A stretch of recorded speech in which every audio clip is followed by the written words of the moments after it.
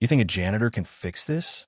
That was the challenge thrown at Marcus Hayes the moment he walked into the ultra-modern boardroom of Nova Drive Innovations. The room smelled of polished leather, expensive coffee, and fear. And the person speaking? Cassandra Vale, CEO at 39, a woman whose reputation for brilliance was only matched by her ruthless arrogance. Her high-heeled boots clicked against the marble floor as she approached, her tailored suit hugging her like armor. "This engine," she said, flicking her manicured hand toward a gleaming, futuristic prototype, "has defeated every top engineer in this company. If you can fix it, maybe I'll reconsider everything I thought about you." Marcus froze. He still held the mop bucket handle a little too tightly. His uniform smelled faintly of cleaning solution, the smell of being invisible. Around him, 30 executives stared as if he had just walked off the set of some bad corporate comedy. You think you can fix this?" Cassandra leaned closer, letting her perfume mix with condescension. "Do this right, and maybe, just maybe, I'll reward you. Fail, and you'll be escorted out, and you'll never work in this city again." The prototype engine sat on a sleek, reinforced table, surrounded by laptops, monitors, and glowing sensors. This was no ordinary machine. Nova Drive's latest AI-powered electric motor could revolutionize urban transport, and 6 weeks of constant failures had left the company teetering on the edge of disaster. Every test, every adjustment, every idea from their top engineers, all useless. Marcus had been with Nova Drive for nearly 4 years. Officially, his title was maintenance consultant. Everyone else called him the cleaning guy. But Marcus knew engines. His grandfather, a legendary mechanic from Detroit, had taught him the secrets no textbook could ever hold. He had spent nights studying schematics left open on desks, noting minute details that even PhDs missed. The engineers, graduates from MIT, Caltech, and Stanford, had tried everything: software patches, recalibrations, even expensive experimental components. Yet every attempt ended the same way: overheating, error codes, and frustration so thick it could be cut with a knife. Cassandra stood before him, eyes sharp. "This isn't a joke, Marcus. You have 2 hours. Fix it, or disappear." The room was silent, except for the faint hum of the AI motor and the nervous shifting of shoes on marble. Marcus took a deep breath. He remembered watching his grandfather work in a Detroit garage, hands black with oil, eyes sharp and patient. "Engines talk," Samuel Hayes had told him countless times. "If you listen, they tell you what they need." Marcus stepped closer to the engine, fingers brushing lightly over the metal. The hum of the AI motor wasn't random. It was a language.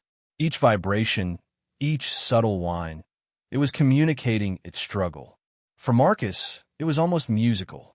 Cassandra smirked, unaware that the man she mocked might actually understand the machine. "Well," she said, snapping her fingers, "are you going to stare at it, or are you going to fail spectacularly in front of everyone?"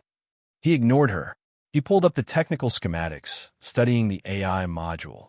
Something immediately caught his eye: a mismatch between the motor's mechanical calibration and the AI's programming. Simple to the trained eye, but overlooked by the so-called experts. Marcus's pulse quickened. This was it, the moment he had trained for his entire life. Meanwhile, the executives whispered among themselves. Some doubted him. Some were curious. The German investors observing remotely from Berlin raised eyebrows, skeptical that a janitor could hold a solution to a multi-million-dollar crisis. Marcus recalled his childhood summers in his grandfather's shop. Engines weren't just machines, they had personalities. They responded to care, respect, and observation. He could feel the engine's frustration, its imbalance. Years of being ignored in corporate spaces had sharpened his instincts. He could see what others could not. Cassandra leaned back, arms crossed, her face a mask of superiority. "Remember, Marcus," she said, "I'm watching. Investors are watching. The world is watching. Don't embarrass yourself." Marcus took a deep breath and spoke, calm but deliberate. "The AI isn't wrong. It's trying to compensate for a mechanical discrepancy that shouldn't exist. The sensors are calibrated for imperial measurements, but the motor components were manufactured using metric precision. The mismatch is tiny, almost unnoticeable, but it's enough to throw the system off. A hush fell over the room. The German investors straightened. The engineers blinked, realizing the observation was correct. Cassandra's smile faltered. Marcus continued, tracing a small adjustment to the harmonic dampener, a component overlooked by everyone. With a small calibration, he said, the AI and the motor will sync perfectly. No software rewrites, no expensive replacements. Just listen, adjust, and let the machine find its rhythm. Cassandra laughed at first. Then the laughter stopped as she realized the room's attention had shifted completely to Marcus. Social media interns started streaming the challenge live, their phones capturing every 10th second. Employees began recording on their devices, whispers of disbelief spreading like wildfire. Marcus didn't flinch. He knelt, made the adjustments with precise, practiced movements, and slowly, the motor hummed differently, smoothly, cleanly, perfectly. He stepped back, letting the room absorb the change. The AI motor responded instantly, running longer, steadier, without error. The engineers' jaws dropped. Cassandra's face paled. The German investors exchanged excited glances, murmuring in rapid, technical German. And Marcus? He stood silently, hands still slightly smudged with oil, feeling the quiet pride of someone finally being seen. The invisible had just proven they were indispensable. The boardroom held its breath. This was only the beginning. The boardroom was electric. Every eye fixed on Marcus Hayes. What had begun as a humiliating test had transformed into a theater of silent awe. Cassandra Vale, the CEO who had orchestrated this spectacle, now looked unmoored, her confident mask slipping under the weight of reality. Marcus approached the AI motor again, calm and deliberate. "We're not done yet," he said, his voice carrying authority that no title could grant. The motor had responded, yes, but this was a full system test. Every sensor, every actuator, every line of code feeding into the AI network needed verification. One misstep now, and everything could collapse. He turned to Dr. Evelyn Rosenthal, NovaDrive's senior systems engineer, who had been quietly observing. "I need neutral verification," he said. "We do this systematically. Every subsystem, every feedback loop. No assumptions." Dr. Rosenthal nodded, her sharp eyes narrowing in focus. "Agreed. Let's document everything." Marcus began at the mechanical level, listening to the engine like it was a language. The vibrations told him more than any diagnostic screen ever could. He tapped, twisted, adjusted. Sensors were recalibrated to match the precise metric tolerances, harmonics realigned to sync with the AI's processing logic. The engineers watched, pens poised, tablets out, every movement deliberate. The room buzzed with tension. Cassandra paced the perimeter, occasionally glancing at her phone. The live stream comments were exploding, disbelief, admiration, technical speculation. Hashtag Marcus Hayes and hashtag Engineering Justice were trending across professional networks. Even the interns filming had stopped whispering, mouths agape. Marcus spoke calmly as he worked. "Every system has a rhythm. The AI thinks it's correcting errors, but it's reacting to something that doesn't exist. We just need to guide it, show it the real path." Dr. Rosenthal, following every step, murmured, "He's right. All this time, we were fighting the wrong problem." Marcus's hands moved with confidence, almost like a conductor leading a symphony. Within moments, the engine's hum shifted again. This time, smoother, more precise, almost musical. The vibrations aligned perfectly. The AI sensors no longer flagged errors. The system reported optimal performance across all modules. The room exhaled collectively. Even Cassandra's stiff posture slackened, though her pride still burned. Marcus wasn't finished.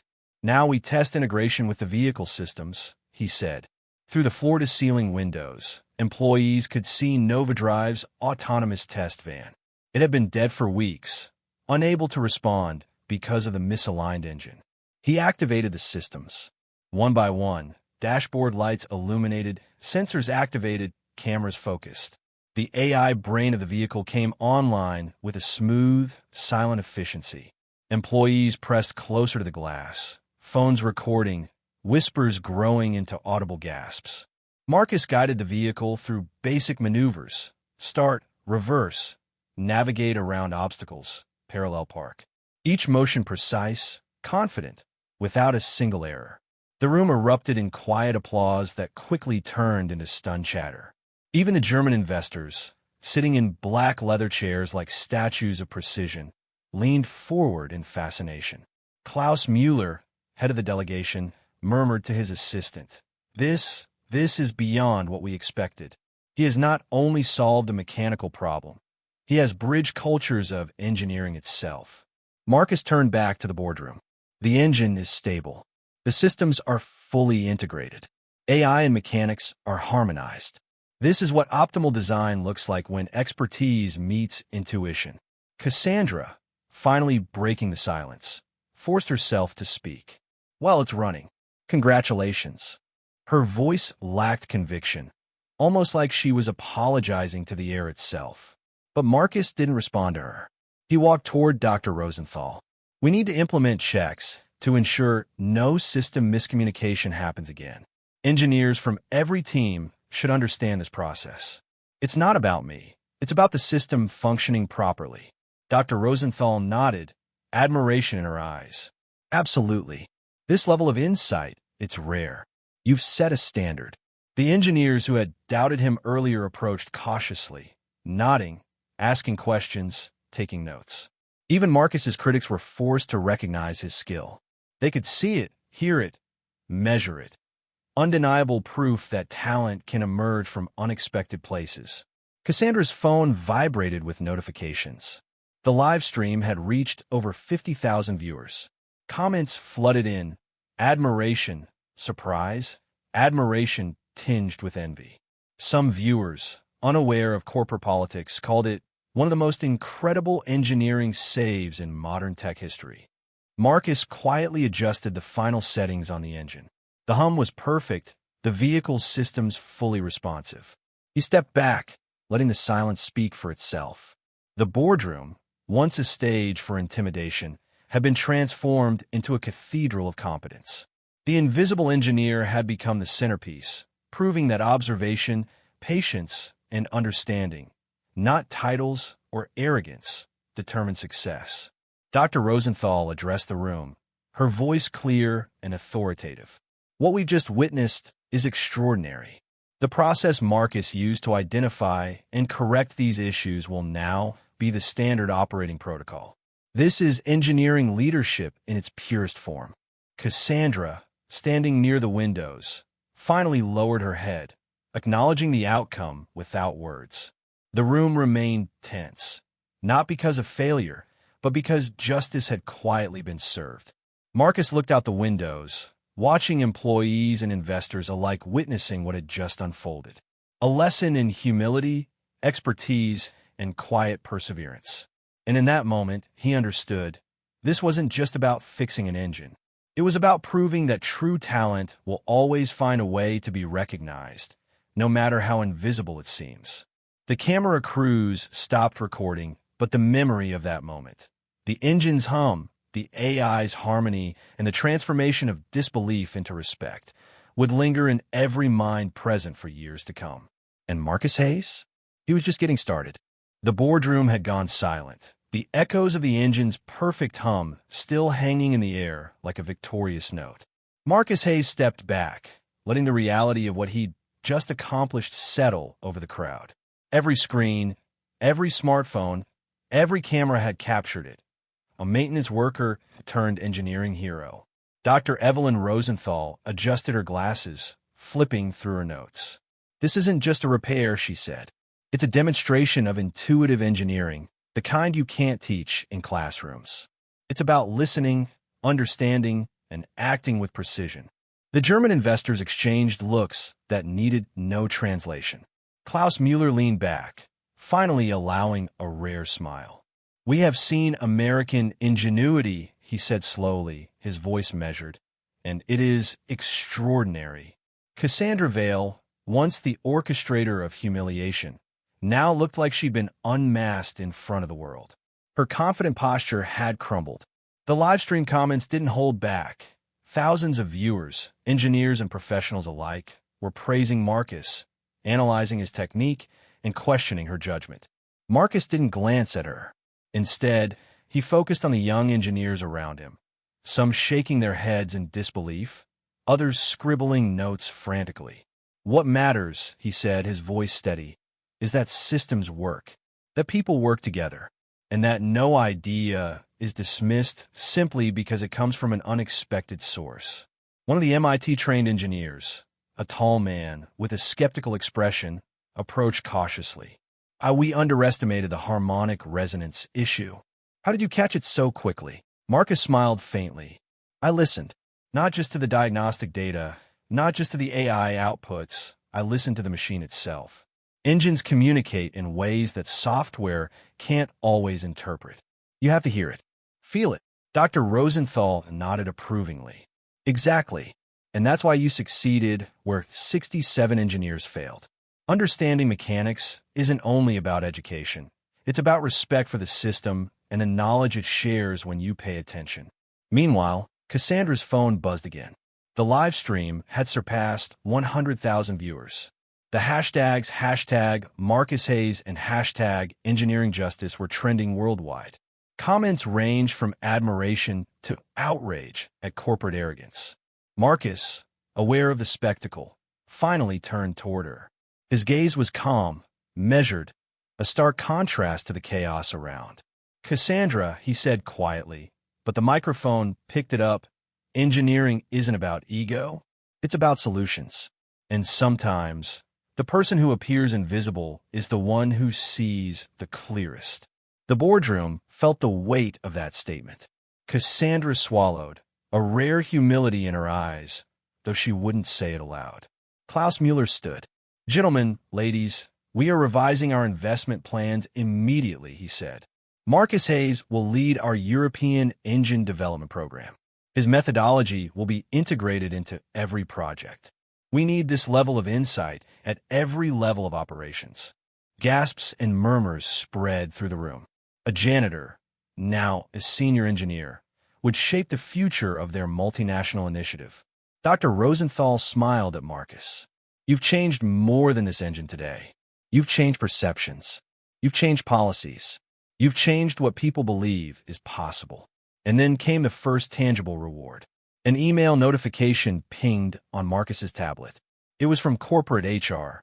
Official promotion to senior engine diagnostics engineer, immediate effect. Salary adjusted, stock options included.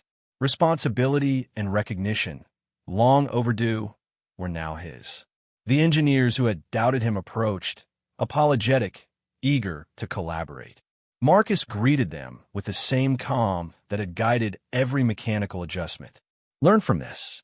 Systems don't care about titles, they care about understanding. And people," he added, smiling, "shouldn't be underestimated based on assumptions." Outside the boardroom, employees whispered excitedly, replaying the live stream on their phones. Some shared it across LinkedIn, Twitter, and professional forums. Recruitment emails began pouring in, curious candidates inspired by the story of merit and perseverance. The company, once tense and divided, now buzzed with energy and pride. But the most striking moment came quietly. Cassandra, standing near the windows, approached Marcus. Not as a CEO, not as an authority figure, but as someone who had witnessed undeniable truth. "I owe you an apology," she said softly. "And I want to learn about leadership, inclusion, about listening." Marcus nodded, calm, collected, and wise beyond his years. Everyone deserves a chance to grow. The question is whether you're ready to listen, truly listen, the way you should to systems and to people. The boardroom had shifted from a stage of fear to a classroom of humility. Corporate arrogance had met accountability, and justice, quiet, elegant, inevitable, had been served. Marcus looked out over the city skyline through the glass walls. Silicon Valley hummed below, unaware that the lessons learned here would ripple across industries for months, maybe years. The story wasn't just about an engine. It was about talent unrecognized, expertise underestimated, and the power of persistence patience, and deep understanding. And Marcus Hayes? His journey had only just begun. Months passed, and Tech Vanguard was no longer the same company. The hum of machinery, once a symbol of uncertainty, now resonated with purpose. Marcus Hayes had not only fixed the unfixable, but had transformed an entire corporate culture. His promotion wasn't just a title. It was the start of a revolution in how the company recognized talent. The engineering floor, once tense with doubt, now buzzed with collaboration. Teams openly shared ideas. Junior engineers spoke up in meetings, and no suggestion was dismissed because of job title or background. Marcus instituted weekly innovation sessions, where even interns could present solutions to pressing challenges. Every contribution was treated with respect, every voice heard. Meanwhile, the story of Marcus's triumph went viral. Hashtag Marcus Hayes and hashtag Engineering Justice became more than trending hashtags. Engineers across the globe dissected his approach, debating harmonic resonance, tolerance calculations, and the intuitive listening he'd applied. Universities used the case as a study in engineering intuition versus conventional methodology. News outlets hailed it as a defining moment for meritocracy in corporate America. At headquarters, the boardroom reflected the shift. The German investors had increased their funding by 20%, transforming Tech Vanguard from a promising startup into a global powerhouse. Marcus now led the European Engine Development Program, overseeing projects in Munich, Berlin, and Frankfurt. His insights shaped autonomous vehicle prototypes, manufacturing processes, and AI integration systems. Even Victoria Vale, once the architect of his humiliation, was a changed figure. Demoted, her authority curtailed, she underwent intensive diversity and inclusion training under Dr. Rosenthal. She learned to listen, not just to Marcus, but to the engineers, employees, and systems she once ignored. One afternoon, she approached Marcus in the cafeteria. "I want to thank you for teaching me," she said quietly. "About listening, about leadership, about recognizing talent." Marcus smiled gently, embodying the wisdom of his grandfather's Detroit garage. Everyone deserves a chance to grow. The question is whether you're willing to truly hear what people are saying and what systems are telling you. Beyond the boardroom, Marcus's story inspired countless others. Students from underrepresented communities reached out, sharing stories of overlooked potential. Tech Vanguard launched scholarship programs and mentorship initiatives, encouraging young engineers to pursue careers in fields they once thought unattainable.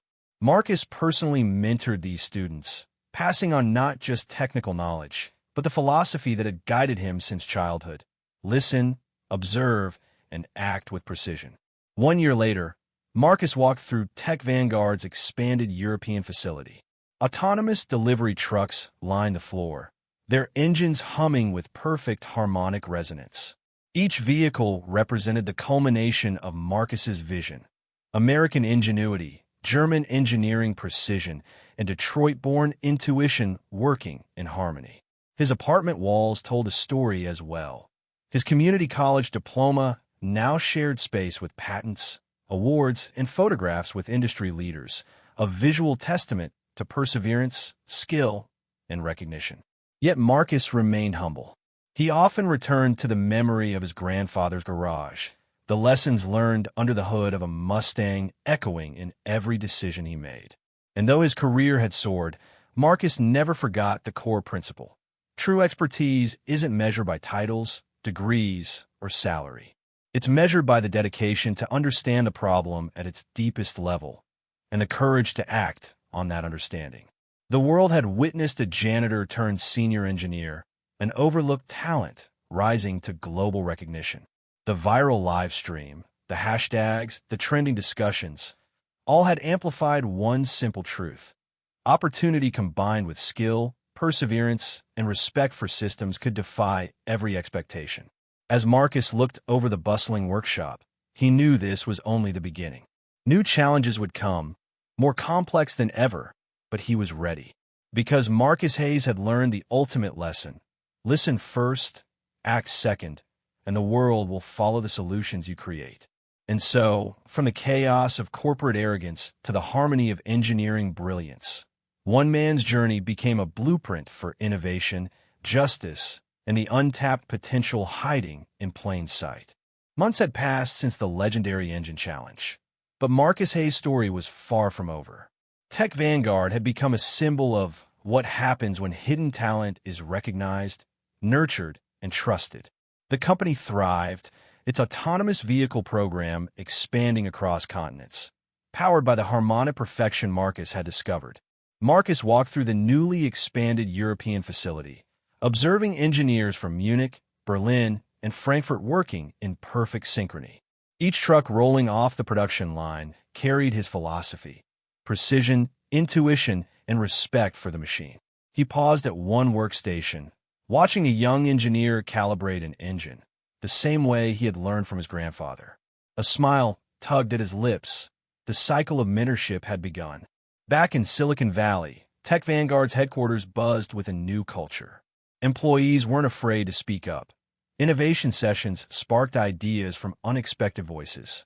Marcus had established a task force for inclusive innovation, ensuring no insight, regardless of position, went unheard. The company's stock price soared as investors responded to the visible culture shift and groundbreaking results. The viral story of Marcus fixing the unfixable engine had inspired thousands. Engineers, students, and aspiring innovators shared their own experiences of being underestimated. Social media feeds were filled with stories of hidden talent finally getting their chance, all tagged #EngineeringJustice and #MarcusHayes. Tech conferences invited Marcus to speak, universities studied his methods, and companies sought his mentorship. His journey had become a global blueprint for recognizing real skill and potential. Victoria Vale, once the architect of humiliation, had undergone a dramatic transformation. No longer the domineering CEO, she had become a strategic advisor focused on inclusion and accountability. She approached Marcus one afternoon, humility evident in her voice. "I owe you an apology," she said, "and I want to learn from you about creating a workplace where talent is truly recognized." Marcus nodded with the calm confidence of someone who understood the weight of experience. "Everyone deserves a chance to grow," he replied. "The question is whether you're willing to listen to people and to systems as closely as you listen to a machine that needs repair." Meanwhile, Marcus' own life had transformed. His promotion to senior engineering diagnostics lead came with a salary increase, stock options, and the opportunity to lead international projects. His apartment walls displayed not just his community college diploma, but patents, awards, and photos with industry leaders. Yet, he remained grounded, never forgetting the lessons learned in his grandfather's Detroit garage. Listen, observe, and act with precision. The ultimate proof of Marcus' expertise came during a demonstration in the European facility. Autonomous delivery trucks, powered by his designs, navigated complex urban streets flawlessly. Engines purred with harmonic precision. AI systems coordinated seamlessly, and sensors responded with mechanical intuition. Every metric exceeded expectations. Marcus knew this was more than engineering success. It was a testament to perseverance, skill, and the power of overlooked talent. His journey showed the world that titles and degrees are not the measure of capability. Dedication, understanding, and intuition are. As the story of Marcus Hayes continued to inspire engineers, students, and corporate leaders worldwide, one truth remained clear. Sometimes the most extraordinary expertise comes from the most unexpected places. And now, the question to the audience: have you ever seen someone underestimated rise to greatness? Think about it, share your story, and remember, the next Marcus Hayes might be someone you pass by every day. The legacy was set. The engines hummed. The world had learned a valuable lesson. Listen carefully, act boldly, and never underestimate hidden potential.